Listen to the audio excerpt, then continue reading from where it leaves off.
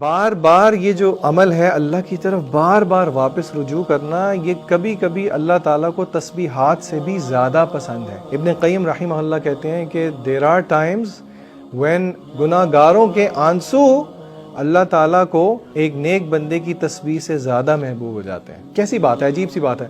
گناہ گار کے آنسو اور اس کی سسکیاں ایک نیک شخص کی تسبیح سے زیادہ افضل ہیں۔ کیوں؟ کیونکہ نیک شخص کو ہو سکتا ہے تسبیح کرتے ہوئے کوئی تھوڑا ایروگنس اور کبر آ جائے، لیکن گناہ گار اس کو یہ احساس ہو رہا ہے یا اللہ بہت گند مار لیا۔ ایک ایسی دعا ہے، نبی کریم صلی اللہ علیہ وسلم نے کہا کہ اگر کوئی یہ پڑھ لے اخلاص کے ساتھ، سچے دل کے ساتھ، اور اگر وہ صبح پڑھ لے شام کو فوت ہو جائے جنت میں جائے گا، شام کو پڑھ لے صبح فوت ہو جائے جنت میں جائے گا، او کما قال النبی صلی اللہ علیہ وسلم۔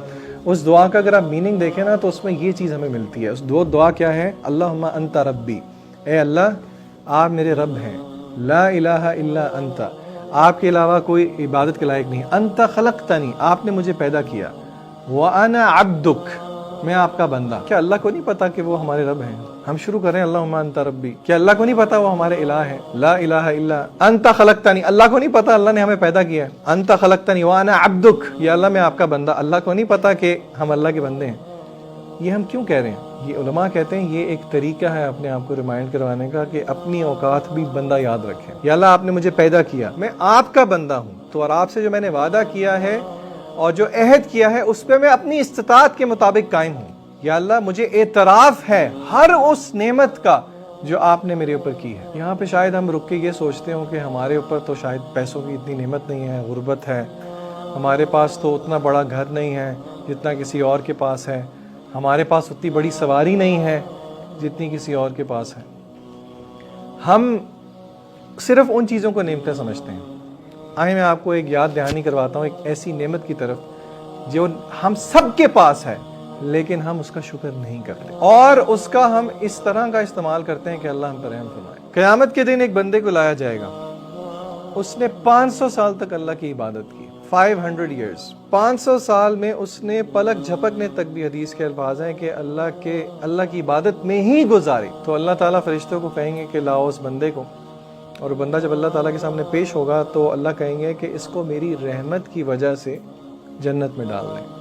تو وہ بندہ کہے گا یا اللہ میں نے تو 500 سال عبادت کی، میں اپنی عبادت کی وجہ سے جنت میں نہیں جاؤں گا، آپ کی رحمت کی وجہ سے جاؤں گا۔ تو اللہ تعالیٰ نے اس بندے کو سمجھانے کے لیے کہا ٹھیک ہے، تیری ساری عبادت ایک پلڑے میں رکھ دیتے ہیں، اور ایک نعمت، صرف ایک نعمت جو میں نے تجھے دی اس کو دوسرے پلڑے میں رکھ دیتے ہیں۔ اور وہ ایک نعمت کیا تھی؟ دیکھنے کی نعمت، آنکھ کی نعمت۔ روایت کے الفاظ ہیں کہ دونوں میزان میں اس کی 500 سال کی عبادت اور صرف ایک نعمت جس کو ہم نعمت سمجھتے بھی نہیں، اور اللہ معاف کرے اس سے ہم کیا کیا کرتے ہیں وہ ہم سب کو پتا، اس کی دیکھنے کی نعمت کو دوسرے پلڑے میں رکھ دیا گیا۔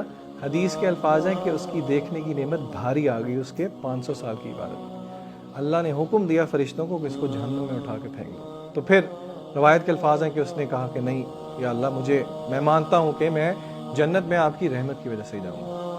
تو جب اللہ سے ہم اس دعا میں سید الاستغفار میں یہ اعتراف کریں نا، ابو لک بنعمتک علیہ، بات چل رہی ہے سید الاستغفار کی، بات چل رہی ہے اس نقطے کی جو کہ ابن قیم کہہ رہے ہیں کہ انسان کی زندگی کی بنیاد دل اور روح کی زندگی ہے، اور اس میں سے ایک عمل جو کہ ہمیں زندگی کی طرف لے کے جائے وہ بار بار اللہ تعالیٰ کی طرف پلٹنا ہے، توبہ استغفار کرنا ہے، اپنے گناہوں کی معافی مانگنا ہے۔ اس میں سے میں آپ کو بتا رہا ہوں، حدیث میں آتا ہے کہ بہترین دعا سید الاستغفار ہے، اس کا ہم ترجمہ دیکھ رہے ہیں، اللہم انت ربی، اے اللہ آپ میرے رب، لا الہ الا، آپ کے علاوہ کوئی الہ نہیں، عبادت کے لائق نہیں، انت خلقتنی، آپ نے مجھے تخلیق کیا، وانا عبدک، میں آپ کا بندہ، وانا علی عہدک ووعدک ما استطعت، میں آپ کے ساتھ جو عہد کیا ہوا ہے، آپ کے ساتھ جو وعدہ کیا ہوا ہے اس پہ اپنی استطاعت کے مطابق کھڑا ہوں۔ ابو لک بنعمتک علیہ، یا اللہ مجھے اعتراف ہے، آئی ایگری، آئی ایکنالج جتنی بھی نعمتیں آپ نے میرے اوپر کی ہیں، ابو لک بنعمتک علیہ وابو بذنبی،